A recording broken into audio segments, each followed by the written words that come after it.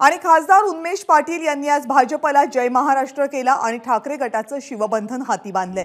त्यांच्यासह नगराध्यक्ष करण पवार आणि जळगावच्या पदाधिकाऱ्यांनी शिवसेनेमध्ये प्रवेश केला। एका भावानं धोका दिला तर दुसरा भाऊ म्हणजे शिवसेना आपल्या पाठीशी आहे असं उन्मेष पाटील यांनी म्हटलं। आपण प्रामाणिकपणे काम केलं पण आपली अवहेलना करण्यात आली असं म्हणत त्यांनी भाजपवर टीका केली आहे।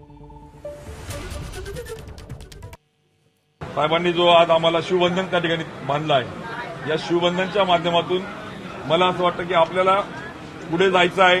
त्यामुळे या झारीतल्या शुक्राचार्यांचा त्या ठिकाणी नामोल्लेख करत विनाकारण कटू आणि गडूळ राजकारणाचा भाग मला व्हायचा नाही, त्या माळेचं मणी मला व्हायचं नाही की ज्यांनी उत्तर महाराष्ट्रामध्ये राजकारण गडूळ करून ठेवलंय। हा त्यांचा निर्णय वैयक्तिक आहे।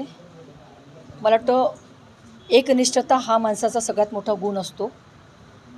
तो भारतीय जनता पार्टीमध्ये आम्ही कायम जोपासला आहोत आणि जोपासलेला आहे।